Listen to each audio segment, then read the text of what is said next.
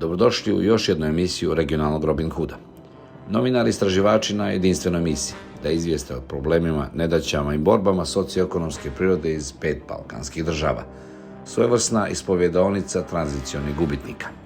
Da bi se i vaša priča čula, pišite nam na office@nvo35mm.com ili skinite aplikaciju eRobin sa Google Play ili Apple Store i prijavite vaš problem našem timu. Za krivično djelo nedozvoljene polne radnje opšte je mišljenje, kazne su preblage, a djela je sve više. Čak se i počinioci ponavljaju.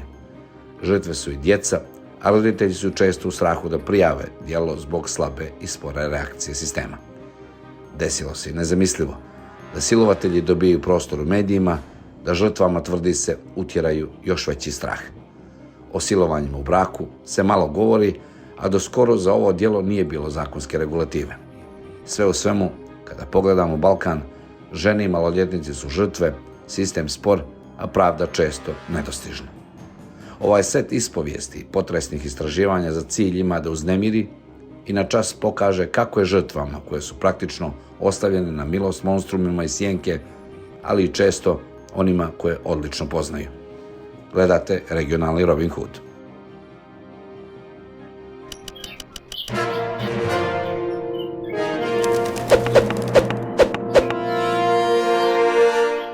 Dobre vesti stižu iz Severne Makedonije. Broj krivičnih dela se smanjio. I to broj krivičnih dela silovanja. Ovo su sigurno utešne vesti za nekoga. Možda za one koji su ove izveštaje pisali. A za žrtve? Pa procenite sami.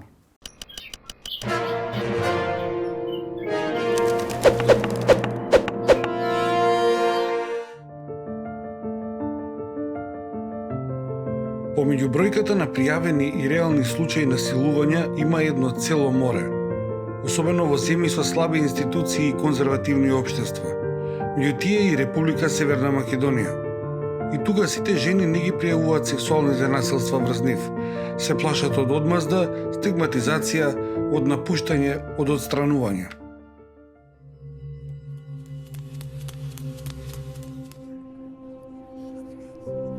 Моето име е Ана. Имам 19 години и доаѓам од едно мало село од истокот, каде што живеев со семејството. Кога имав 13 години, татко ми ме продаде за 300 евра. Сопругот и неговото семејство многу ме навредуваа. Ме тепаа. Ме тераа да питачам по улиците да заработам некој денар. Избегав и се вратив дома. Татко ми повторно ме продаде за пари. А тој мојот маж ме тераше да имам сексуални односи со повеќе мажи за пари. Парите ги собираше тој. Рече дека платил за мене 500 евра и дека морам да ги заработам тие пари. Бев заробена во една соба. Тој контролираше кога ќе јадам, спијам, кога ќе одам во тоалет. Веќе не памтам колку мажи помина низ таа соба. Невладините организации веќе долго време се борат за законски измени со цел да се обезбеди појасна правна рамка за заштита на жените од сексуалното насилство. Националната мрежа против насилство врз жените бара измени во кривичниот законник на Македонија веќе подолго време.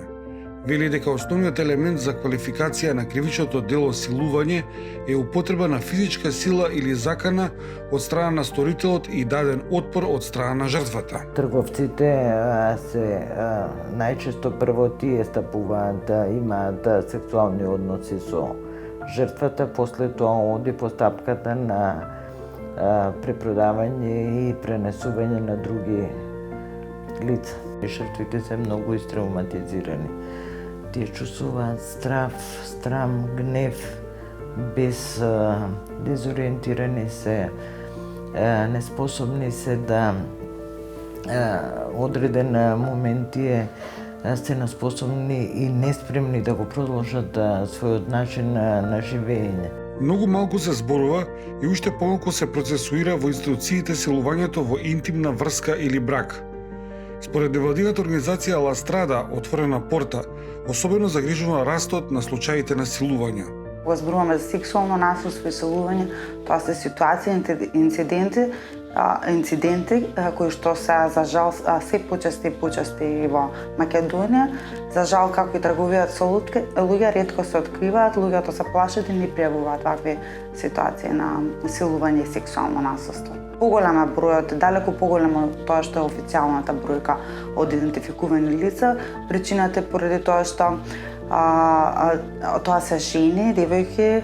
Најчесто причината е поради позицијата во која се наоѓаат, а тоа е, да кажам, се подпоставен притисок, тоа е родово базирано насилство, кое што е на база на тоа што таа жена и девојка во насилна средина се наоѓа затворена и често се плашат или да пријават или да кажат што им се случува од една причина, од друга страна сметаат страф им затоа што сметаат дека институциите нема да одговорат на време на нели за ова состојба и истовремено ќе се соочат со одредена нели стигматизирачки позиции, па дури виктимизирачки позиции кои што кажуваат дека тие се криви за тоа што им се случило, што нели во никој случај не треба да се примени.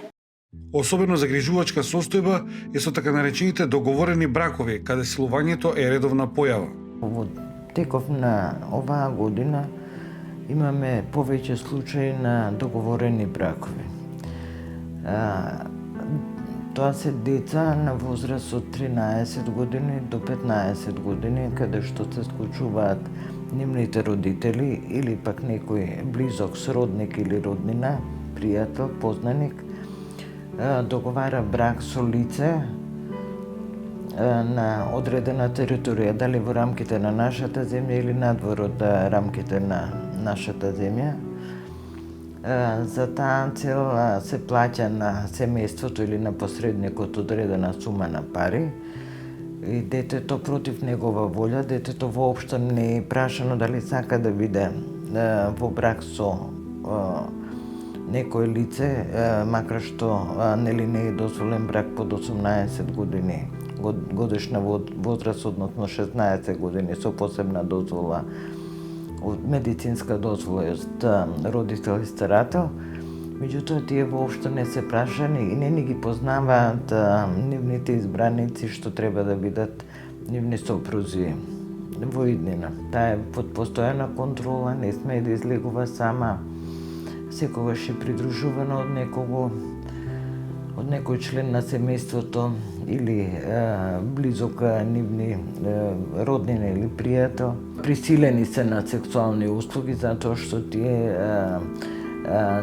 не стапуваат во брак доброволно, не стапуваат во брак по собствена желба и волја. Тие се присилени од сопругот да ги даваат сексуалните услуги кои што не сакаат да ги даваат. Статистичките податоци покажуваат дека во земјата секоја година се регистрираат по околу 40 нови случаи на силување. Но не сите силувачи завршуваат зад решетки. Според официјалните податоци на Министерството за внатрешни работи, во 2015 година има заведено 45 случаи на силување, но на одговорност се повикани само 33 сторители. Во 2016 година има 36 случаи, а 33 сторители, додека во 2017 година бројот на силување е највисок – 57, додека откриени сторители се само 37. Во 2018 година бројот на силување е 31, бројот на сторители е поголем и изнесува 35. Во 2019 година бројот на случаи на силување е 35, а на сторители е 30. Во периодот јануари-ноември 2020 година се заведени ист број на случаи на силување и на откриени сторители – 34. Оваа, според официјалните лица на МВР, укажува на ефикасноста на институциите да ги расветлат сите пријавени случаи. Па, доколку се споредат бројките од споредено на пример 2017 со 2021, евидентно е дека имаме намалување на бројот на кривични дела силување и тоа скоро за половина, а додека кај кривично дело полов напад на дете имаме всушност бројка која што е константна во овие години од 2017 до 2021. Имаме различни бројки затоа што за едно кривично дело може да бидат обвинети повеќе сторители. Ние за жал имавме случаи на силување каде што имаше повеќе сторители, а една жртва, така што оттаму е и разликата во бројката на кривични дела и бројката на санкционирани сторители. Инаку според годишниот извештај на Министерството за внатрешни работи, минатата година во Македонија се забележани 94 кривични дела против половата слобода и морал. Од нив, како силување се заведени 25 дела, кривични дела полов напад врз дете се 29 кривични дела. Она што може да ни даде некој охрабрување е што минатата година бројот на кривични дела од овој вид е намален за над 30% во споредба со 2020 година. Статистиките од официјалните жртви на невладините организации се нечии црни судбини. Тие се трудат да помогнат на жртвите. Досега имаме асистирано повеќе од 200 лица, жени и девојчиња сите, и дури 90% од нив се жртви на сексуална експлоатација, која што вклучува сексуално насилство. Значи, случувајќи силување, принудена проституција, работи кои што се однесуваат или се во делот на сексуално насилство на овие лица. Со самото сместување и обезбедување на безбеден престој и на безбедно сместување, жртвата која ќе се почувствува дека е безбедна, веднаш и се обезбедува хуманитарен пакет кој вклучува хигиенски средства, облека, храна. Тоа е првично што и се нуди. Потоа и се нудат психосоцијална помош, поддршка, медицинска помош, правна помош, застапување пред суд и сите други индивидуални потреби кои што ги има една жртва. Ова е што треба да се направи за да се вратат во нормален живот. Но обврска на општеството е секој што ќе види вакви случаи да ги пријави на институциите или невладините организации за да се извлечат идни жртви од пеколот. U ovom patrijarhalnom sistemu u kojem živimo nije čudo da je muškarac taj koji treba da zaradi, privredi, obezbedi. Kada na to dodamo i činjenicu da živimo u kapitalističkom sistemu koji nas tera da sve više, brže i bolje zarađujemo, onda se ne čudimo kada dođe u situaciju neki nastavni tip da pomisli aha, pa kako bi mogao onda da zaradim od ove žene i zašto bi se zaustavio tu, kako bi mogao da zaradim i od ovog deteta. Nažalost, spirala nasilja nad ženama se ne završava, a ni ne počinje silovanjem. Ona počinje od najosnovnijih stvari, od najosnovnijeg odnosa koji imamo prema ženama, prema majkama, prema deci, prema koleginicama i nikada neće prestati sve dok ne budemo promenili taj osnovni narativ, odnos prema ženama koje nisu manje vredne, koje nisu stvari, koje treba da budu poštovane i ravnopravne članice ovog društva.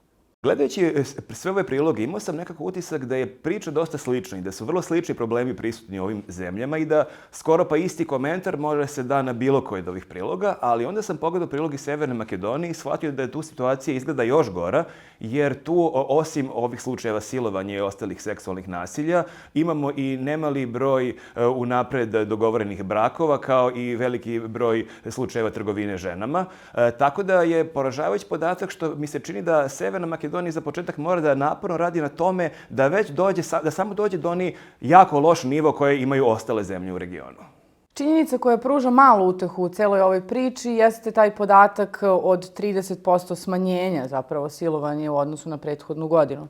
Međutim, ako uzmemo u obzir i druge surove statističke podatke, možemo da zaključimo sledeće, da svih prethodnih godina nisu oni svi optuženi bili i procesuirani, a ono što je još stravičniji podatak jeste da primećujemo porast kada su u pitanju dogovoreni brakovi, posebno kada su u pitanju deca između 13. i 16. godine. To nam definitivno pokazuje da ovaj sistem ipak ne radi sve što može i kako treba i da kao društvo nazadujemo. I bez obzira što smo mnogo puta do sada u prethodnim emisijama govorili kako eto super je, ima napretka pa ima nekih naznaka na bolje, mislim da tu logiku ne možemo da primenimo i ovaj put i da nažalost moramo da pogledamo istini u oči i da kažemo žao nam je, ali ne radite svoj posao dovoljno dobro, ne radite sve da zaštite žene, a posebno ne radite sve da zaštitite decu. Morate biti bolji.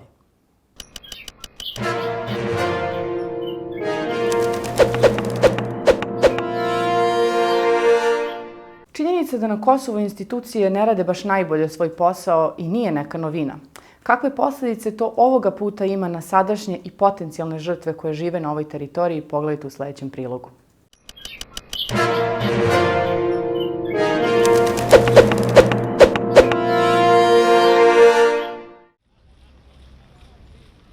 nga parqet e kryeqytetit u shndrua në ferr për një 11 vjeçare e cila dyshohet se u dhunua seksualisht. E mitura këtë ngjarje makabër e kishte përjetuar në qershor të këtij viti, ku 6 persona të moshës madhore ja kishin thyer çdo ëndër shpresë kësaj vajze. Ky rast ronditi shoqërinë kosovare, të cilët u mblodhën për të bashkëndjerë me viktimën në fjalë. Mijëra protestues kishin marshuar në sheshet e Prishtinës, duke kërkuar llogari nga institucionet përgjegjëse për rastet e dhunimeve që kanë marrë për masa shqetësuese. Të njëjtit kishin hedhur ngjyrë të kuqe në objektin e prokurorisë së shtetit, të Këshillit Gjyqësor të Kosovës, si dhe të Ministrisë së Drejtësisë, derisa protestën e kishin vazhduar edhe para objektit të Qeverisë së Kosovës. Por, ky është vetëm një nga 49 rastet e sulmeve seksuale të raportuara në Policinë e Kosovës gjatë 9 mujorit të parë të këtij viti. Sipas statistikave të policisë në vend, gjatë kësaj periudhe janë regjistruar 72 raste të ngacimimeve seksuale, derisa po në periudhën e njëjtë të vitit 2021 ishin raportuar 44 raste të ngacimimeve seksuale, ndërsa 62 të sulmit seksual. Jo mirë, Kosova qëndron edhe me rastet e dhunës në familje. Sipas raportit të policisë në vitin 2021, janë evidentuar 2456 raste të dhunës në familje, derisa situata afërsisht e njëjtë është paraqitur edhe gjatë muajve janar korrekt të vitit 2022, megjithse 1574 raste të raportuara. E për të gjitha rastet e dhunës, një dozë faji u mbetet institucioneve të drejtësisë në vend. Njohës të drejtësisë vlerësojnë se ka pasur shpeshherë neglizhencë të këtyre rasteve, duke bërë që institucionet të dështojnë në trajtimin e tyre. Arita Rezniqi nga Instituti i Kosovës për Drejtësi ka thënë se nga monitorimet që bëjnë në seanca kanë identifikuar se ka raste kur dënimet e shqiptuara kanë qenë jashtëzakonisht të ulta. Rezniqi ka shtuar se pikërisht këto dënime të ulta kanë bërë që kryesit e veprave të tilla të përsërisin dhunën. Shumë shpesh ka has në raste kur kryesit e dhunës në momentin kur janë gjyku ose rastet që janë trajtu, shumë shpesh kanë qenë raste të recidivizmit, pra kanë qenë përsëritës të këtyre veprave, dhe kjo nuk kupton që në rastin e parë kur të njëjtit nuk kanë marrë dënimin meritor, përsëri kanë pas mundësi, kanë qenë në liri, kanë pas mundësi që të ripërsërisin veprat dhe në këtë mënyrë kanë qenë viktima ajo që ka pësu në këto raste, e në anën tjetër kryesit e veprave kanë qenë të lirë dhe kanë pas mundësi të përsërisin këto vepra. E Anton Dreca nga organizata Klart ka treguar se ofrojnë ndihmë juridike për raste të natyrave të ndryshme, përfshirë këtu viktimat e dhunës. Derisa kanë shtuar se mbi 95% e rasteve që kërkojnë ndihmë juridike janë gra dhe vajza. Edhe Drecaj nuk i ka kursyer kritikat ndaj institucioneve përgjegjëse në trajtimin e këtyre rasteve, pasi sipas tij epilogu nuk ka qenë i duhur duke kritikuar masat e shqiptuara ndëshkimore. Në mënyrë se si prokuria ka zhvilluar hetimet, epilogu ka qenë për të dëshiruar për shkak se nuk ka pas them kështu aktgjykim ose drejtësi të plot për të them kështu për të vu drejtësinë për viktimat e krimit. Mirë, po dhe rastet e tjera ka të cilat janë tashme për opinionin tonë janë tema tabu që nuk flitet shumë, mirë, po ka raste që edhe të incesteve, cilat e kemi trajtuar. Këto raste janë shumë të pakta, janë shumë të rralla, mirë po fatkeqësisht viteve të fundit kemi raportim të rasteve të tilla ose pretendimet e viktimave të cilat kanë qenë viktime e dhunës seksuale brenda familjarëve ose të afërmëve të tyre. Por Nazlie Balaj, këshilltare politike e ministrës së drejtësisë, ka thënë se Kosova ka legjislacion të pasur për rastet e dhunës. Kodin penal, sipas të cilit dhuna është vepër penale, e ligji për mbrojtjen nga dhuna në familje, i cili është në plotësim ndryshime që pritet të dalë në kuvend për votim. Ndërkaq së fundmi ministrja e drejtësisë Alburina Haxhiu ka propozuar plotësim ndryshimin e kodit penal duke bërë shtimin e politikave ndëshkimore për kryesit e veprave penale. Kundër të tjera përfshihet marrja paten shoferit e mos lejimi për kandidim në pozita publike për 5 vite. Pse I kemi marrë këto veprime, është pikrisht situata aktuale me të cilën po ballafaqohemi në përditshmëri, sa I përket rritjes së numrit të rasteve të dhunës në familje dhe rritjes së numrit të rasteve të dhunimeve apo ngacmimeve seksuale. Prandaj këto veprime gjithmonë janë karshi situatës dhe karshi fenomenit I cili është ka ndodhur. E para, e dyta, këto veprime ne duhet t'i parashohim edhe si veprime lloj parandalimi për gjithë ata që tentojnë të kryjnë një vepër të tillë, po ajo çka është tepër e rëndësishme në këtë drejtim, kemi të bëjmë pikërisht me gratë dhe vajzat dhe forma e përdorimit të dhunës, qoftë ajo fizike, psiqike, psikologjike, kontrollit, shantazhit, dhe gjitha format të cilat i parasheh ligji, janë forma të cilat kryesisht kanë bëjmë me shtypjen dhe diskriminimin e grave dhe vajzave. Nga shoqëria civile për mbrojtjen e të drejtave të grave kanë thënë se të gjitha rastet e paraqitura nuk janë tregues real i numrit të dhunës, me që jo secila viktimë raporton në polici. Sipas organizatës Qika, frika, mosbesimi në institucione, mos trashëgimia në pronë grave, mentaliteti në familje e shoqëri, janë disa nga arsyet pse viktimat e dhunës nuk i raportojnë rastet në institucione përgjithëse. Megjithatë, Leonita Mulliqa nga Qika ka vlerësuar punën e mediave e të aktivistëve që kanë pasur rol të rëndësishëm gjatë proceseve të trajtimit të rasteve të dhunës.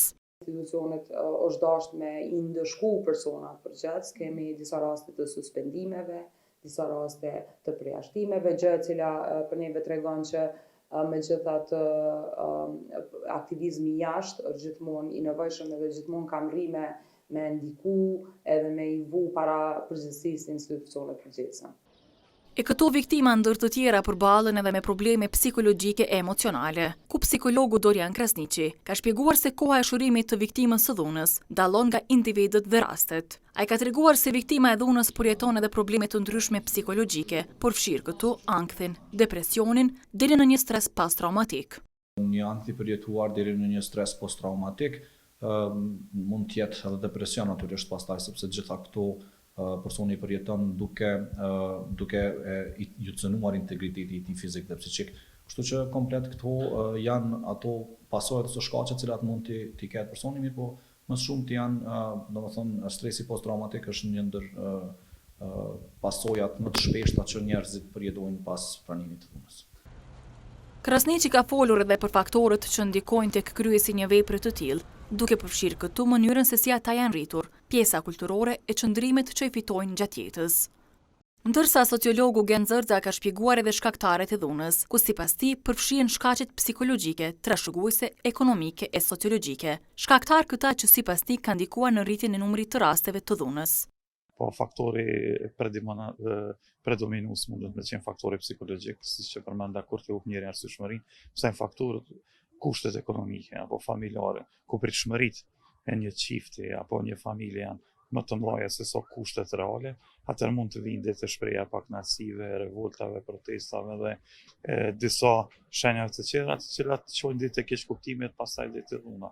Pastaj edhe faktor tjerë, kemi faktorin pandemik, pandemia dëshëm apo dëshëm ta pranojnë, kalon disa pasojë në shëndetin tonë mendor duke qenë të izoluar nga rrethet e ndryshme sociale, pas edhe probleme ekzistenciale me kontrata apo me vendin e punës që ka luhatur pak atë stabilitetin ekonomik familjar.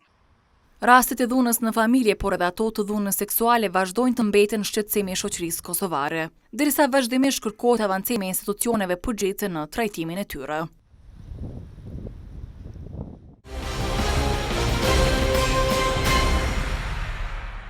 Stiče se utisak da su ljudi u institucijama jako inertni kad je u pitanju borba protiv nasilja i sad često vidimo da njima nije preterano stalo do građana, ali zašto se na tom planu malo više i srčanije ne bore da bi zaštitili svoje bližnje, mislim, jer to je nešto što i njima može da se desi vjerovatno u nekom slučaju ili možda oni misle da su njihovi bližnji potpuno zaštićeni od takvih stvari. Vidjeli smo da žrtve silovanja, pored fizičkog nasilja koje su pretrpele, doživljavaju i neki vid produženog psihičkog nasilja zbog izostanka podrške u institucijama i zbog izostanka efikasnosti rješavanja tih slučajeva. Kazne za počinioce, za silovatelje su male, mnoge žrtve i ne prijavljuju nasilje zato što nemaju podršku u institucijama. Zbog svega toga i silovatelji nemaju strah da ponove taj zločin jer znaju da su kazne male, znaju da žrtve uglavnom ne prijavljuju te slučajeve zato što nemaju podršku u institucijama, tako da je to neki začaran krug, odnosno stvara se neko plodno tle da se mobilišu neki novi silovatelji i nažalost da se stvaraju nove žrtve. Do sada smo često imali taj problem da su zakoni koji regulišu neku oblast zastareli, ali sad sve češće čujemo da imamo neke dobre zakone koji su doneseni, ali se ne primenjuju dosledno. Tako da je možda tu deo problema. Političari bi trebalo da shvate da Možda mogu donošenje nekog zakona da tretiraju kao jednu recku koju treba da lupe u odnosu sa Evropskom unijom i da ispune neke obaveze na tom planu, ali tek dosledna primjena tih zakona će da poboljša zaista život građana u pravom smislu te reči.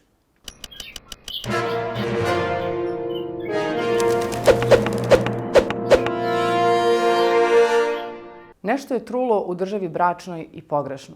Činjenica da svaki 4. muškarac, a svaka 5. žena smatra da silovanje u braku ne postoji, govori nam da smo negde kao društvo debelo pogrešili. Ovo je priča koja nam dolazi iz Crne Gore.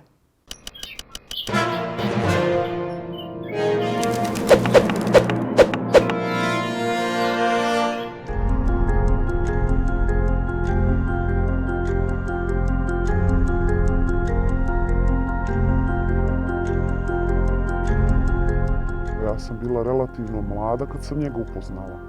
Znači, još uvijek nisam 21 godinu napunila. A prve batine sam dobila poslije 6 ili 7 mjeseci zabavljanja sa njim. I to je bilo potpuno, mislim, bez razloga. Bez razloga su sve, ali prosto je on razgovarao s nekim svojim drugom koji mu je rekao kako ga je njegova tadašnja djevojka prevarila i kako je ljut i ne zna šta da radi. I onda mu je moj tadašnji momak rekao kao pa što je ne izbiješ, kao što ti sad se nerviraš, uzmeš fino izbiješ je i kao riješiš je problem. Ja sam prvo mislila da se šali, da to ne misli ozbiljno. Međutim, posle kad je završio telefonski razgovor, onda je se meni obratio i rekao je kao nešto u smislu otkud ja znam da i ti mene nisi prevarila. I tu je onda krenulo već, kako ja to volim da kažem, policijsko ispitivanje. Tu onda ide jedan šamar pa pita, pa drugi šamar pa pita, pa onda oba šamara u isto vrijeme pa opet pita. I sve tako, malo po malo, bukvalno priznajete ono što nije, samo da to prestane, da se ne dešava više.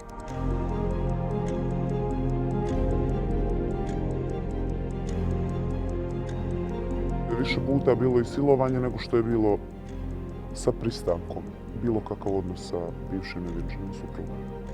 A obično je silovanje slijedilo posle batina, tako da se to dešavalo non stop. Bukvalno je to postalo normalno.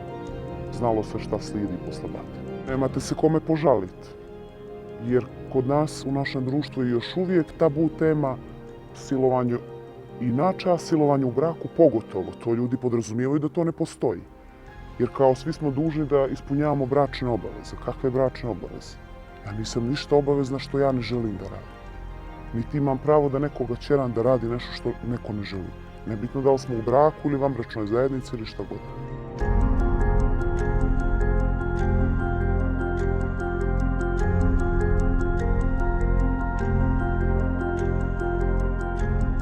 Ja sam imala abortus.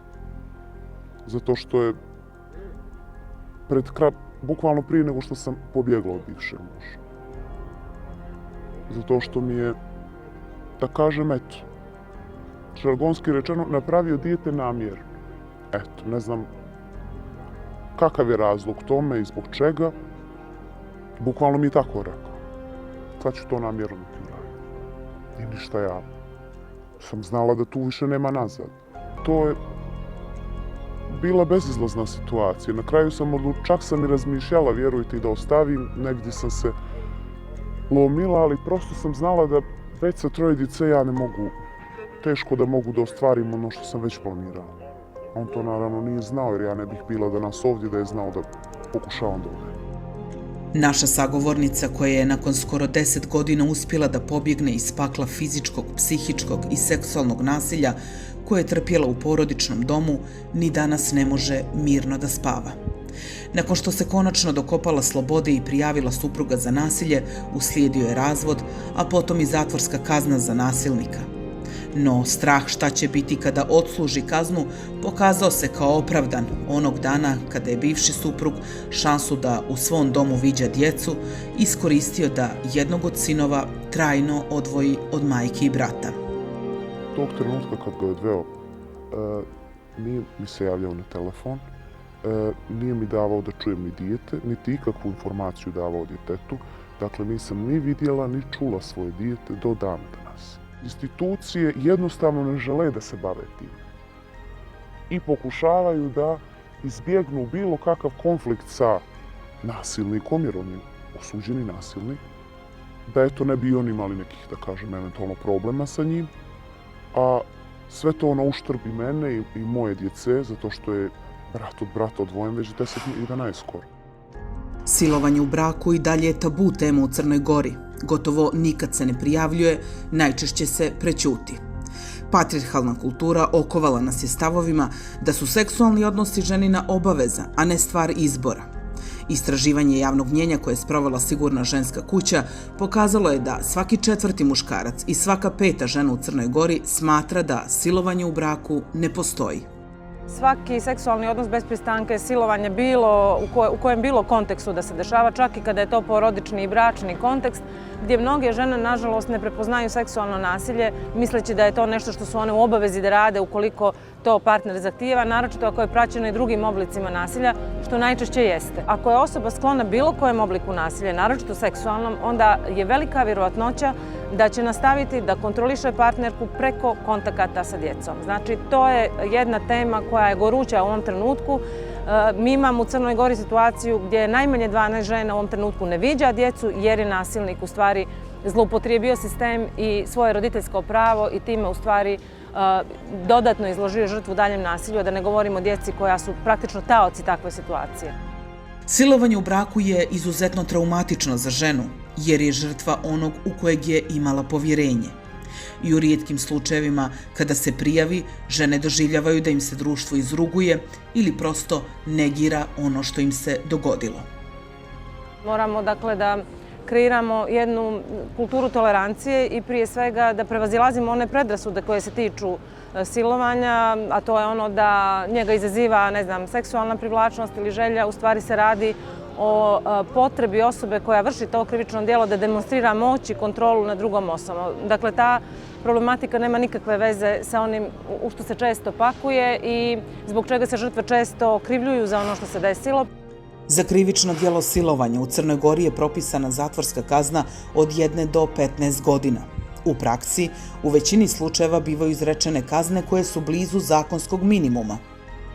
Najteže se obično izriču povratnicima i kod posebno teških slučajeva. Inače, kod ovog krivičnog djela u praksi postoji jedan veliki problem, a to je razgraničiti, u dosta slučajeva razgraničiti što je pristanak i da li je bilo pristanka i gdje je ta slobodna volja narušena. Obično i kod takvih krivičnih djela, kad sudije nisu baš sasvim sigurne da nije postojala neka vrsta pristanka, onda oni, da bi zadovoljili formu, izreknu neku manju kaznu kad nisu sigurni. Ono što vidimo jeste da je jako mali broj ovih krivičnih djela završen pravosnažno. Dakle, imali smo 28 postupaka, od toga je nekih 9 predmeta riješeno pravosnažno do kraja 2021. godine.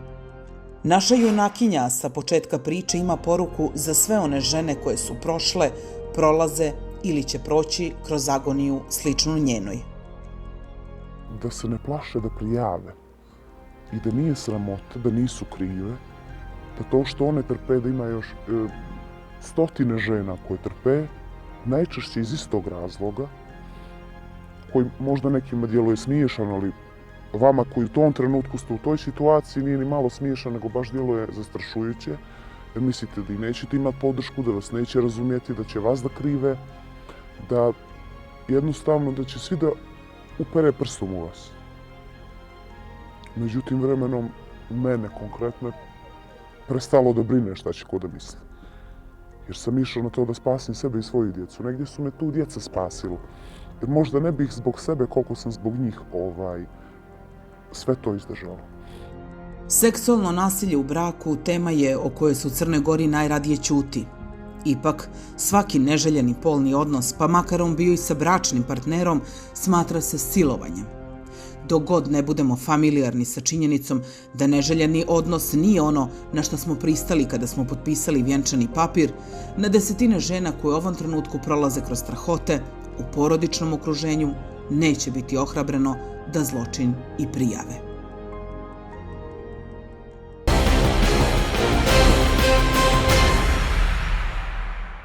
čuli smo da smo došli do jedne apsurdne situacije gde se čak i socijalna služba bori jednog od nasilnika i sad je prilično apsurdno izgleda da država mora da osmisli možda neku novu službu koja će da štiti ovu službu koja nije u stanju da zaštiti ni sebe, a trebalo bi da štiti žrtve nasilja.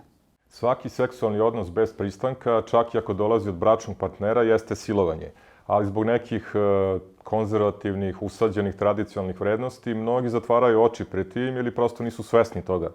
Nažalost, postoji neke žene koje su zlostavljane u braku, a koje ne prijavljaju zločinca, plašeći se da će time urušiti neke porodične, tradicionalne vrednosti, ne shvatajući da te vrednosti u stvari silovatelj jedini urušava jer je on jedini krivac za tako nešto. Zato je potrebno podržati sve žene da prijave svaki vid nasilja, bilo da on dolazi iz braka, odnosno od bračnog partnera ili van braka. O seksu u braku se često govori u kontekstu bračnih obaveza, ali to je prilično pogrešno i možda taj koncept treba da se menja, jer ako je nešto obaveza, to znači da to moramo da uradimo, a ako moramo da uradimo, tu ne možemo govoriti ni o kakvoj slobodi izbora.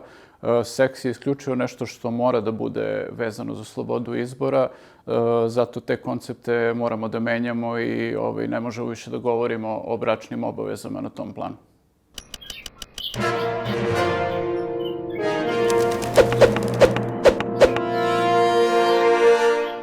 I dok s jedne strane zakoni ne bivaju izmenjeni zato što neko ne može baš tako lako da definiše šta podrazumevamo pod silovanjem, s druge strane pojedini mediji umjesto da pišu o fenomenu nasilja nad ženama i potencijalnim načinima rješavanja ovog problema, oni silovanje romantizuju, banalizuju, ukratko, oni ga prodaju.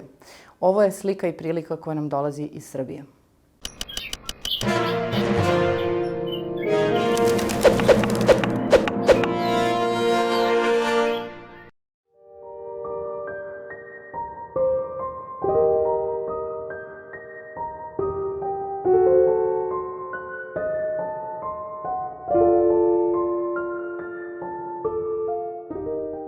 Žene u Iranu pokrivaju svoje telo hidžabom, žene u Srbiji će morati da pokrivaju svoje telo hidžabom kako bi bile bezbedne, jer mi dalje smatramo da je silovanje nastalo zato što nas je žrtva izazivala. Čak 9,2% žena doživelo je silovanje ili pokušaj silovanja u javnom prostoru, pokazuju rezultati istraživanja organizacije Femplatz. Najmanje bezbedno mesto je ulica, zatim javni prevoz, parking, park i autobuska stanica. Postavlja se pitanje šta je ono što država čini da zaštiti žene. Država, nažalost, samo gasi požare. Onog trenutka kada se desi situacija kao što se desila sa silovateljem koji je pušten iz zatvora. Ja verujem da on nije niti prvi, niti poslednji silovatelj koji je pušten ili koji će biti pušten. Ali je to medijsko izveštavanje, taj način reakcije, odnosno nereakcije i nečinjenja države da blagovremeno napravi sistem koji bi na neki način ishodno međunarodnom pravu, ishodno zakonu, obezbeđivao i garantovao bezbednost žena na javnom mestu. To su neke stvari koje ovoj državi fale. A šta kaže član 178 Krivičnog zakonika? U tom svom osnovnom obliku kazna koja je zaprećena je od 5 do 12 godina. Za kvalifikovane oblike je propisana strožija kazna i oni su kvalifikovani upravo zbog načina na koji se delo vrši ili zbog težine posljedice koje je nastupila. Za teže oblike ovog krivičnog dela, koji se odnosi na to da je krivično delo izvršilo više lica ili su nastupile teške telesne povrede prilikom izvršenja dela, propisane su kazne od 5 do 15 godina. Najteži oblik ovog krivičnog dela je ukoliko je nastupila smrt lica prema kojem se krivično delo vrši ili ako se delo vrši prema licu koje nije navršilo 14 godina, a propisana kazna je od najmanje 10 godina, odnosno doživotna robija, objašnjava advokat Marko Krstić. Ono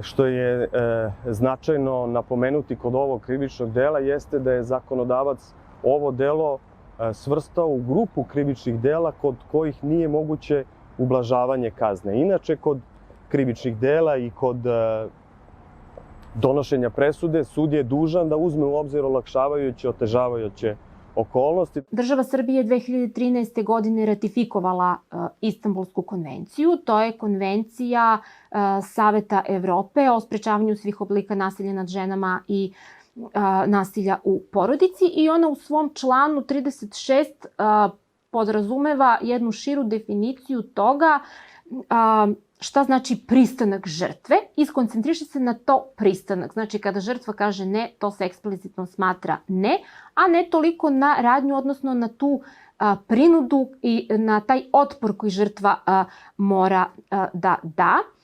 Međutim, država Srbija nije izmenila član 178 krivičnog zakonika, to je član po kome krivično delo silovanja i dalje se smatra prinudom na obljubu, odnosno tu prinudu tumači jako rigidno i baš u jednom, kako da kažem, uskom smislu. Predsjednik Srbije Aleksandar Vučić je izjavio da je vladi podneo akt za izmenu zakona o silovateljima i da se nada da će ona to prihvatiti. Kazna za silovanje je 5 godina zatvora, a on predlaže da bude 25, čak i doživotna, prenosi N1. Nije samo dovoljno promeniti zakon. Krivični zakonik, ukoliko bi se menjao u ovoj oblasti, morali bi da budu uključene svi akteri, znači civilno društvo, stručna javnost, ljudi koji se bave pravosuđem, ljudi koji su u policiji. Ono što je neophodno nije samo povećati kaznu. Ovakvo biće krivičnog dela, ovakva definicija krivičnog dela silovanja kao što je u našem zakonu mora da se menja kako bi i kazna bila upodobljena tome.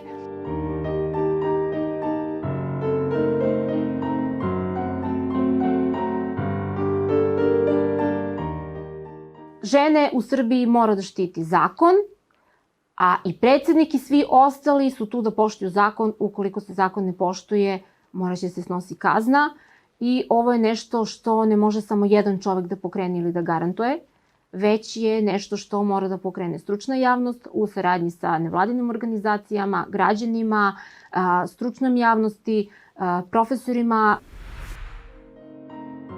Ovako izgledaju medijski naslovi portala koji jure profit i klik, ne razmišljajući o etici i moralu profesije kojom se bave. Senzacionalizam je postao primat, a kodeks zapostavljen. Greška je što se mnogo više izveštava o samom činu nasilja, pa se daju detalji nasilja vrlo eksplicitni, koji su uznemiravajući ne samo za žrtvu i njenu porodicu, već i za čitavu javnost. Ono što je također problem je često se romantizuje nasilje. Govori se o njemu na jedan romantičan način, eto oni su se voleli, to je bila velika ljubav. Pravda se sam čin nasilja, eto on je bio ljubomoran. Tako da se vrlo često krivica prebacuje sa nasilnika na žrtvu, što je također veliki problem. Način izveštavanja medija može dodatno da uznemiri žrtvu, dodaje Marija Vujović. Jedan od najbanalnijih primjera na koji malo ko obrati pažnju jeste ta ilustracija nasilja. Vrlo često imamo u medijima te ilustracije, bilo da su foto ili video ilustracije, gde je žrtva u uglu sobe, gde leži ili čuči, a nasilnik nad njom sa pesnicom. To je ta sekundarna viktimizacija i problematična je u smislu zbog toga što možda daje ideje nekim budućim nasilnicima i u ostalom relativizuje nasilje.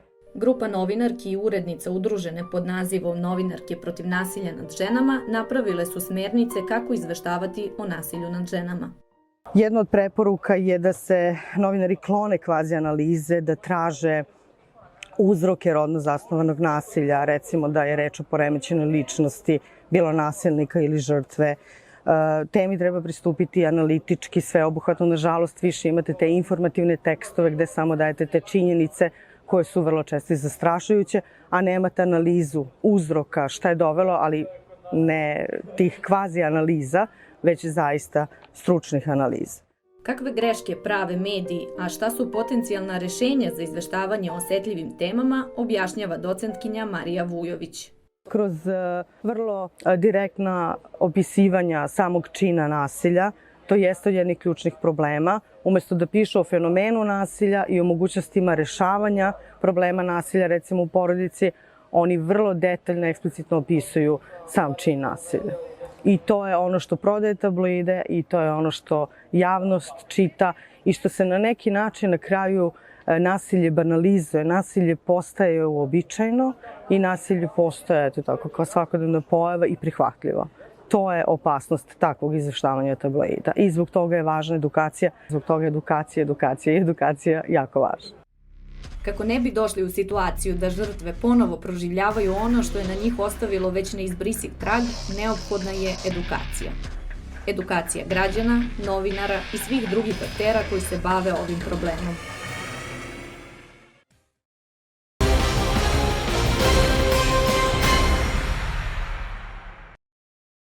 Neki mediji često, bez trunke skrupula, iznose detalje gnusnog čina poput silovanja, čime samo izazivaju još veće traume kod žrtava.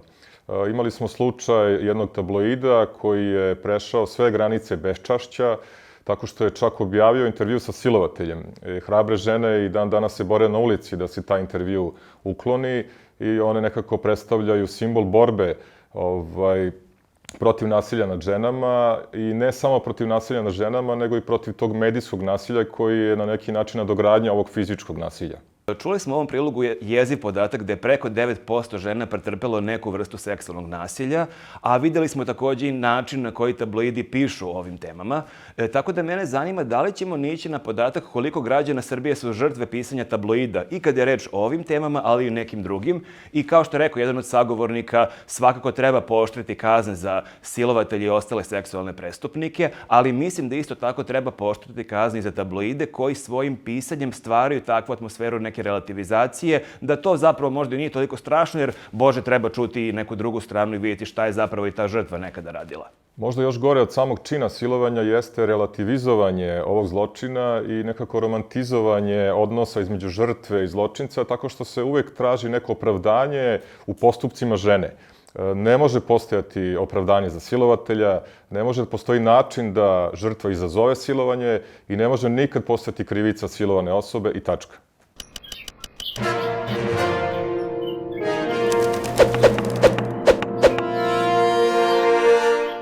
Ono što mnogi čekaju još od 2014. godine u Bosni i Hercegovini jeste usklađivanje Istanbulske konvencije sa domaćim zakonodavstvom.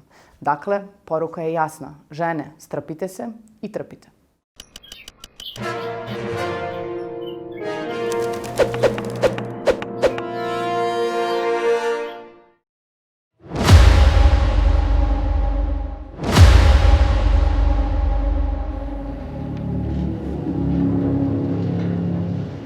Verovala sam tom muškarcu da će mom sinu i meni pružiti krov nad glavom, da će nas skloniti od mog bivšeg supruga koji je bio jako nasilan. On je meni rekao kao, pa eto, nemoj da se sekiraš, ja sam tu, ja ću ti kao pomoć, pa i ako ne bude ništa od nas, ja ću ipak biti tu kao tvoja desna ruka.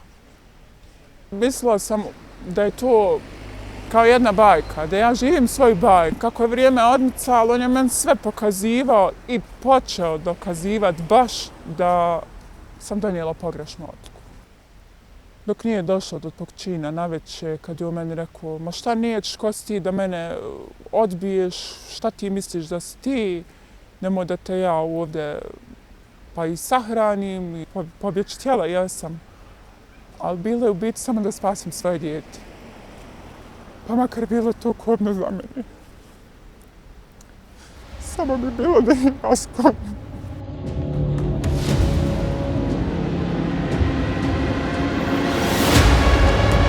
Ovo je jedna od ispovijesti žrtvi silovanja. Njihove priče su različite, ali su bol, stid i strah gotovo istovjetni.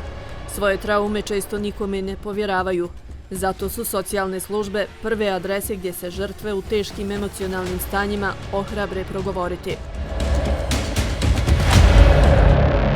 Nakon silovanja i svega toga što se desilo, svoj slučaj sam došla da prijavim u Centar za socijalni rad gdje su mi pružili podršku, razumijevanje i što mi je najviše bilo potrebno kao žrtvi nasilja. Imamo žene koje će biti u potpunosti izbezumljene, koje možda neće htjeti ni većinom, neće htjeti da pričaju o tome na prvih nekoliko susreta. i potrebno je jako puno vremena da se stekne povjerenje. S druge strane, možemo imati žene koje su u nekom stanju nevjerice, stanju negiranja, koje apsolutno ne žele reći da se to uopšte dogodilo, koje će doći potpuno hladne, potpuno distancirane od svoje emocije i koje će pokušati maskirati da se to uopšte desilo. Stid koji žrtve nakon seksualnog nasilja osjećaju i strah zbog neadekvatnog sistema zaštite razlozi su zbog kojih većina krije istinu i žive u mraku. Tek svaka 10. žena usudi se prijaviti počinioca. 2021. godine u Bosni i Hercegovini je bilo oko 50 prijava seksualnog nasilja. To alarmira koliko je stvarno stanje mračnije od zvaničnih podataka.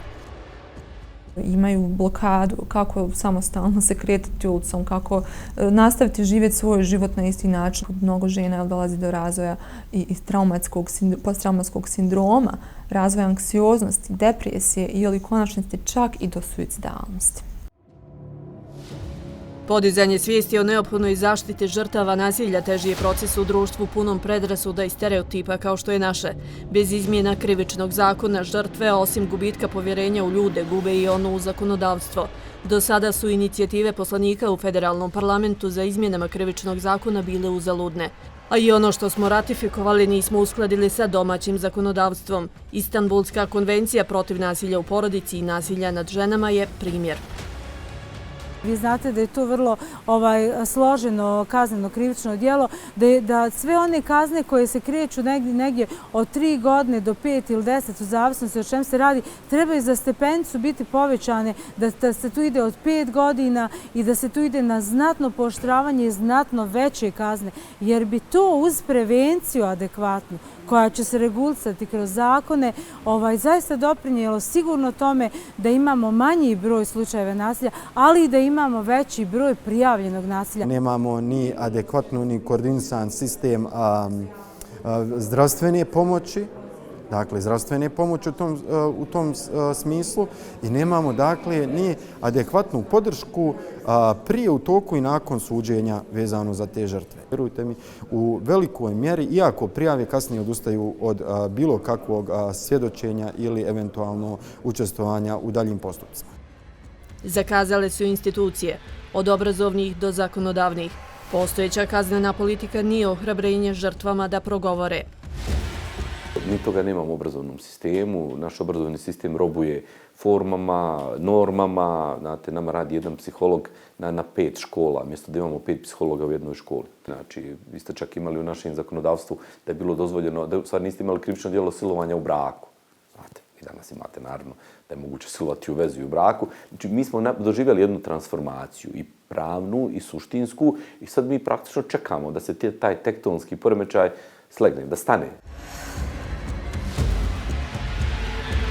Planirano osnivanje kriznog centra koji bi žrtvama pružao pomoć, oporavak i zaštitu je za pohvalu, ali još na čekanju.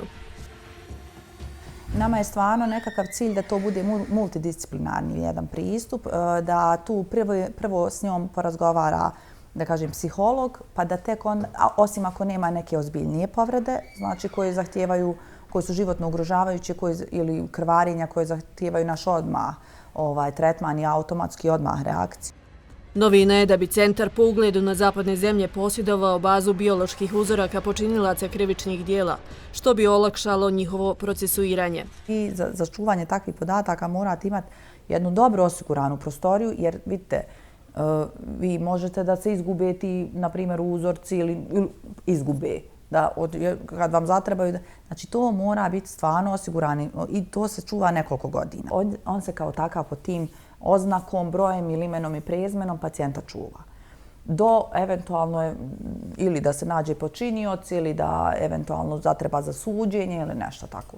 Ja mislim da to nije zapravo ingerencija bolnice. To je moje mišljenje, to je ingerencija forenzike. Sve dok seksualno uznemiravanje i uvrijedljiv narativ na osnovu spola u javnom diskursu bude bez osude, ni seksualno nam nasilje neće biti strano. Ako mi ne napravimo partnerstvo sa muškarcima koji bi trebali da zaustave to, mi ćemo imati kontinuirani problem iz godine u godinu i mi možemo otvarati beskonačni broj sigurnih kuća, graditi servise, referalne mehanizme, a ovamo imamo legiju onih koji su spremni da čine nasilje. Na njih moramo da se fokusiramo. Neću se ja samo jednog jutra probuditi i kazati danas bih mogao da silujem. Prosto tu postoji geneza stavova koji kreću od društva. Kod nas je nasilje postalo svakodnevnica. Isto kao i diskriminacija, kao što je postala svakodnevnica. Mi zapravo više ne pravimo tu razliku i nismo osjetljivi i ne reagujemo ni na neprimjerene komentare, bilo koje vrste koji su nasilni, a naročito na seksualne prirode, recimo neprimjerene komentare, koje nažalost mnogi smatraju kao komplimentima. Jedan od pokazatelja spremnosti BiH društva da ruši stereotipe i mijenja institucionalni okvir biće usklađivanje zakonodavstva sa Istanbulskom konvencijom, što je na čekanju od 2014. godine.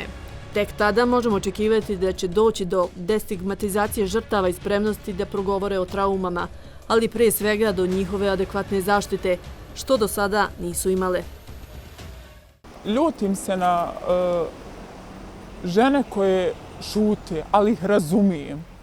Postoji ih strah.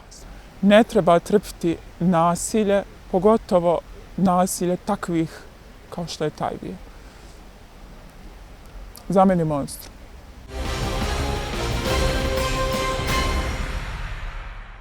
Čuli smo u prilogu da mnoge žrtve seksualnog nasilja u Bosni ćute i to svakako možemo da razumemo. Jako je teško žrtvi da priča o tako nečemu, pogotovo u tim nekim konzervativnim sredinama poput Bosne, gde, kao što smo također mogli da vidimo, ne tako davno silovanje unutar braka nije smatrano za krivično delo, ali ono što je jako važno je da javnost o tome ne ćuti, a pogotovo institucije i da one rade svoj posao kako treba. Još je davno pevač legendarne Nirvane Kurt Cobain rekao da ne treba učiti žene da se brane od silovatelja, nego treba učiti muškarce da ne siluju žene. I to je upravo i suština koju je dotakao i gospodin Šarenkapić iz Ujedinjenih nacija u ovom prilogu.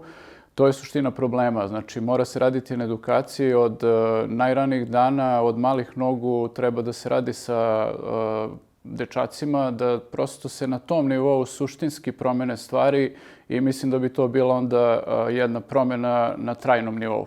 Zanimljivo je kako je u Bosni ovaj problem do pola rešen. Dakle, čuli smo da je pre nekoliko godina Bosna potpisala Istanbulsku konvenciju, ali da ona još uvek nije usklađena sa domaćim zakonodavstvom i kao da time država poručuje žrtvama, ok, mi ne možemo do kraja da procesuiramo kako bi trebalo, ali evo, tu je konvencija, imamo naš potpis, sad šta ćemo s njom da radimo ne znamo, ali tu je važno da smo mi potpisali.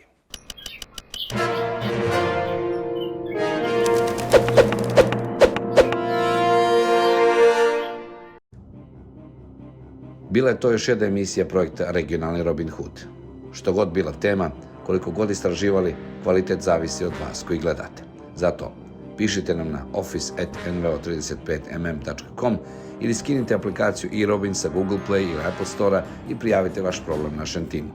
Neka se vaša priča čuje. Do skorog gledanja.